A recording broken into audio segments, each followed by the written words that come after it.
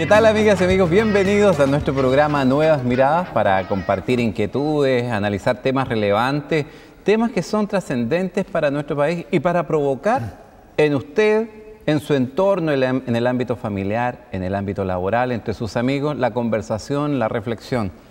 Hoy vamos a hablar de la desnutrición, el gran desafío del siglo XX. ¿Cuáles son los resultados? ¿Cuáles son los desafíos que vienen? Y para abordar esta temática tenemos a un actor de primera línea en la historia de nuestro país y en enfrentar el desafío de la desnutrición. Fernando Monkever Barros, quien además ha recogido todas sus experiencias de vida en un hermoso libro, Contra viento y marea, que relata. Bienvenido. Gracias, querido amigo. Gracias, maestro, gurú. ¿De qué trata el libro? Mira, la motivación del libro fue haber tenido la experiencia vivida de cómo se combatió el problema de la desnutrición y cómo se logró tener éxito. Porque no es fácil, no conozco ningún otro país de la región, por lo menos América Latina, que lo haya logrado. Y lograr eliminar el problema, aun cuando el país es todavía subdesarrollado y aun cuando la pobreza está presente, es una hazaña. Este podría definirse como el desafío de vida del doctor Monkever. Claro, está planteado en los primeros años para entender más o menos la juventud, que por lo más no son muchos capítulos, y luego el desarrollo de todas las intervenciones durante decenios, de cómo hubo que en distintas circunstancias y en distintos gobiernos manejar la situación para lograr solucionar un problema que era gravísimo, sin lugar a duda era el problema más apremiante que tenía el país por allá por los años 50. ¿Quién es Fernando Monkever? ¿De dónde emerge? ¿Cuál es su familia, sus padres, sus hermanos? ¿Cuántos hermanos eran? Es una familia muy prolífera, ¿no? Éramos 10 hermanos. ¿No había tele en esa época? No, pero había, claro, una radio nada más y parece que no bastaba. Incluso fuimos 13. 3 fallecieron en los primeros años de vida, porque en esa época era normal de que las familias eran grandes. Y fallecieron muchos. Y éramos 5 hombres y 5 mujeres. Los hombres, uno era sacerdote salesiano, el otro era Gustavo Monkever, que fue diputado también y fue médico. El otro era Hernán Monkever, que era arquitecto, el otro Jorge, que era economista y fue alcalde de Ñuñoa, y yo. Esos 5 quedo yo nomás, pero los otros ya han fallecido. Partieron a decorar el Oriente Eterno. El Oriente Eterno. ¿La familia tenía interés por la cosa pública entonces? Sí, yo creo que desde yo me recuerdo, en mi casa se hablaba siempre de los problemas públicos. Mi padre era arquitecto, fue un arquitecto de mucho nombre y fue también alcalde de Santiago. Y estaba siempre preocupado, fundador de la Sociedad Constructora de Establecimientos Educacionales en el Ministerio de Educación. Y su lema era la educación, que era un elemento fundamental en aquella época. Y si ahora está serio, antes era muchísimo más. Palanca de desarrollo, ¿no? Exactamente. Herramienta de cambio social. Y le angustiaba muchísimo en esa época, en que en el año 50, bueno, mi padre falleció 40 y tanto, pero en fin, la escolaridad promedio de Chile no pasaba del 1,2 años. Y había un analfabetismo de más del 25%. Vamos a hablar de esos temas y de también el tema de la desnutrición. Pero antes conozcamos un poco más a Fernando Monkever. Desde niño, ¿qué le inquietaba? ¿Cuáles eran sus sueños? Bueno, yo tengo un poco borroso ese pasado. Mi madre murió cuando yo era muy chico, tenía 6 años, Ajá. y mi padre falleció cuando yo estaba todavía en el colegio. Y la verdad es que pasé mi vida en un colegio muy especial, en el Patrocinio San José, que era los niños díscolos, los metían ahí, o los que tenían problemas de cualquier naturaleza. Y era un internado en que uno entraba en el mes de marzo y no salía hasta fines de diciembre. ¿Y Fernandito era díscolo en esa época o...? No, yo era un pajarón, ¿eh? Pero en todo caso hicieron bien su trabajo, por lo que veo. ¿Ah? Como que yo pasé por ahí sin saberlo, sin tener nada que ver. ¿Y la adolescencia? La adolescencia, claro, era esa la etapa. Creo que mi adolescencia la pasé allá adentro, porque estuve desde el primer año hasta el 6º año de humanidades en esa época, o sea, hasta los 18 años. Y se menciona la pasada por el servicio militar. ¿Cómo es eso? Es que fui mal alumno, ¿ya? Y no tenía ninguna posibilidad de entrar a la universidad, porque incluso lo que se daba en aquella época era el bachillerato, y en ese caso el bachillerato no era entre sí y no, sino que daba puntaje. Y yo pasé raspando el puntaje mínimo. Y entonces me hice un planteamiento, que si hacía el servicio militar como estudiante, podía hacerlo en 3 meses. Y si perdía esa oportunidad, nada es raro que me metieran más de un año. Fue cuestión de cálculo. Claro, adelanté un poco y me aceptaron y hice el servicio militar de estudiante entonces. ¿Y en qué momento se da el salto a la universidad? Esa fue otra casualidad, porque resulta que cuando yo estaba más largo el cuento, ¿Ya? porque como digo, no tenía ninguna posibilidad. Eso está en el libro, me imagino. Sí, claro, Ya. las notas en el colegio eran pésimas, y en el cuadro, que no solamente ponían los del honor, sino que ponían toda la chorrera de alumnos para abajo, y allá abajo estaba yo, De modo que posibilidades de universidad eran cero. Pero la vida da unas vueltas que uno no se imagina. Y en el colegio, que era un colegio de los salesianos, había un salesiano que iba a rezar la misa los domingos a la casa de una señora muy rica, aquí en la calle Mosqueto.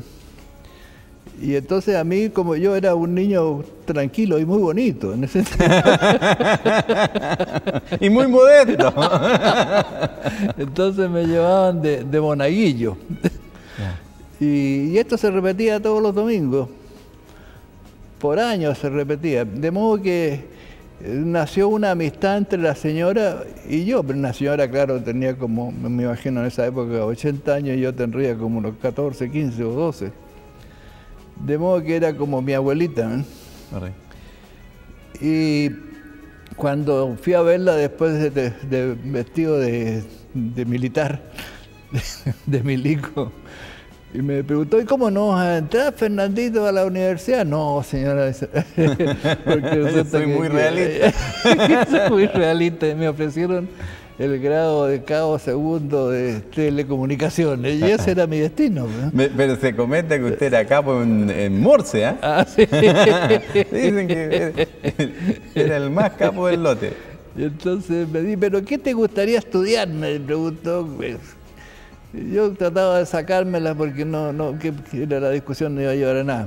Pero insistió y insistió doña Teresa, que se llamaba así, hasta que yo le dije algo que, para que no cambiar la conversación, me gustaría estudiar medicina.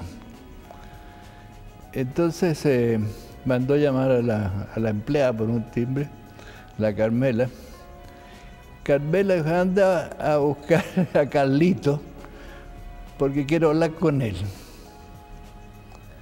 Bueno, seguimos conversando y demoró un tiempo ver en la calle Mosqueto, aquí al lado del Cerro Santa Lucía. Y de repente llegó un cura con sotana negra, toda chorreada feazo. Y entonces doña Teresa le dice, Carlito, yo quería que tú hicieras estudiar en tu universidad a Fernandito. Me miró Carlito y era don Carlos Casanueva, el rector de la universidad. ¿Y qué quiere estudiar?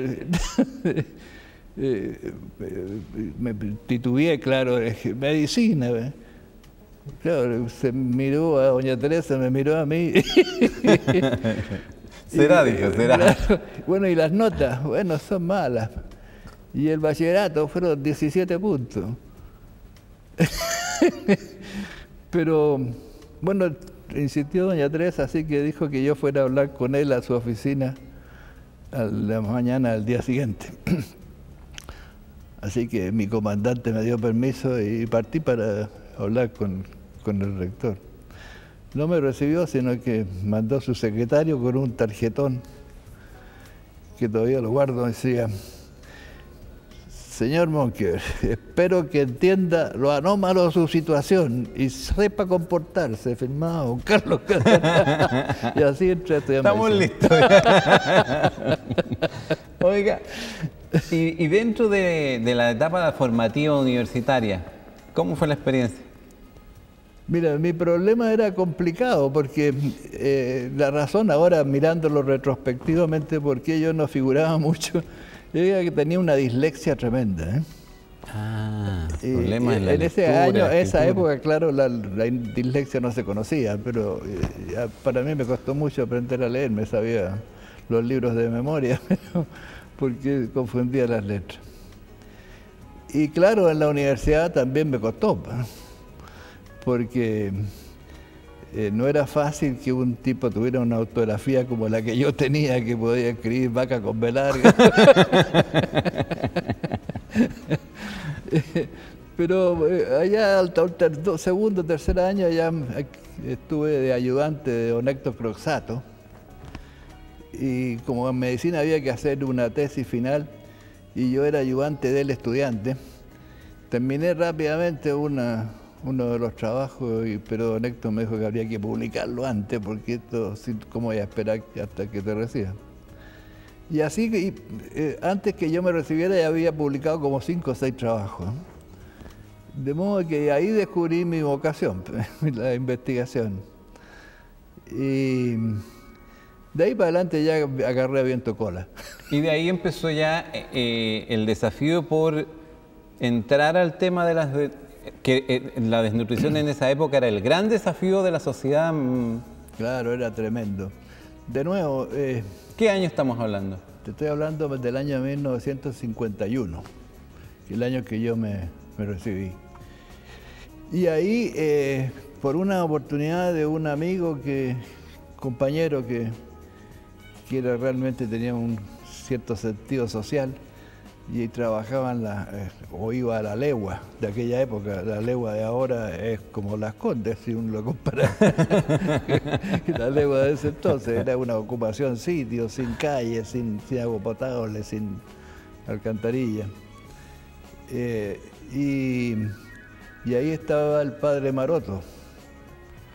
¿El mismo? El mismo. ¿Te sabe? Y entonces me dijo que aquí se le morían los niños como mosca, que qué podía hacer, que necesitaba un médico. Yo me acababa recién de recibir. En ese tiempo no había ni siquiera especialización en pediatría. El hecho que me metí en el asunto y estuve 2 años ahí. Y ahí tuve, yo te diría, mi verdadera universidad. La prueba de fuego. Sí, realmente ahí entendí cosas que antes uno los podía haber leído, pero que no tenían ningún sentido mientras uno no lo viviera. El contacto directo con la pobreza crónica, ancestral, de gente que venía migrando de zonas rurales y en la cual no tenía ningún destino. Era la época de las grandes migraciones campo-ciudad. Hacia ciudad, exacto. Con todo un desafío inmenso de Tremendo. infraestructura, de hecho, desde la habitación hacia adelante, ¿no? Es tremendo. Y bueno, era un mundo concreto, un mundo sin abstracción, sin ideación, sin proyecciones de futuro, sin saber ni por qué estaban ahí, ni qué otras alternativas existían. Y ahí hice otro trabajo científico. Quise objetivizar todo lo que estaba viviendo y se me ocurrió entonces que la mejor forma era ver el lenguaje de las madres, que realmente eran las que llevaban las familias. Y con una grabadora que yo tenía enorme de las antiguas, con unos carretes enormes que duraban varias horas, pude ponerlos en la casa de varias familias, es decir, casa, rancho, o lo que pudiera llamarse así, o choza. Y en la noche me iba a echarle para atrás y para adelante la maquinita y a contar las palabras.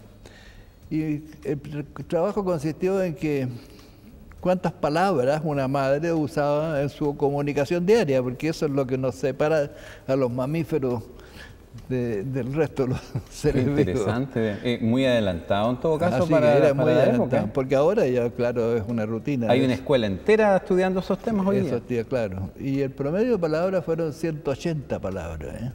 Es decir, un mundo concreto, preciso, sin abstracción, sin que le dejara alguna enseñanza del pasado, siempre repetían los mismos errores. Ya entrando en materia, el tema de la desnutrición era un desafío monumental en la mitad del siglo XX.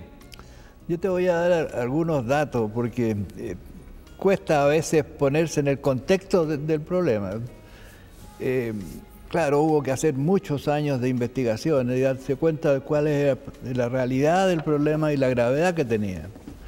Y a poco de las investigaciones llegamos a la conclusión de que era el problema más grave del país y que explicaba el por qué no podía este país progresar. Y proyectaba la región de América Latina, ¿por qué América Latina es América Latina?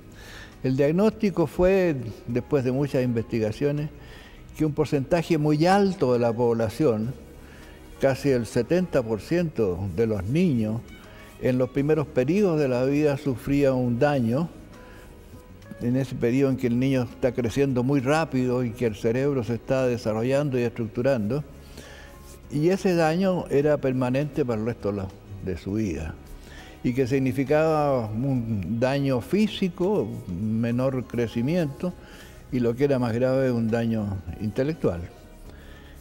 En esa época te quiero decir de que la escolaridad promedio, los años, era 2,4 años. Contexto para ir entendiendo el proceso.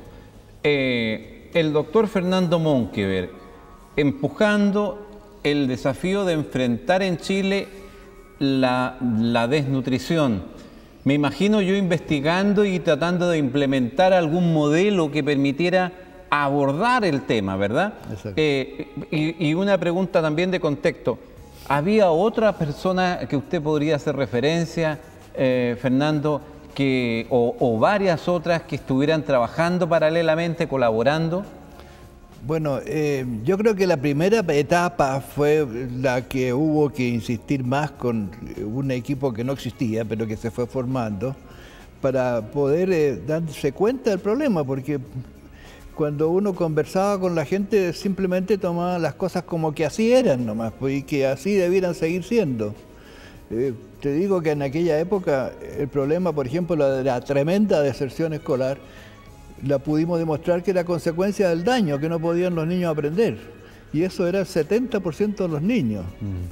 Y eso significaba de que apenas el 15% lograba terminar la educación básica. Y que de ahí menos el 10% la media. Y cuando yo estudié en la universidad, ese año entró a la universidad el 1,2% del grupo etario que teóricamente tenía la edad como para haber entrado a la universidad. Sobre ese tema vamos a conversar en nuestro segundo bloque, porque ya hemos llegado al fin de este primero, que ha sido realmente muy entretenido, muy apasionante, y le invito a que no se separe de nuestra sintonía. Solo un minuto y ya estamos de regreso.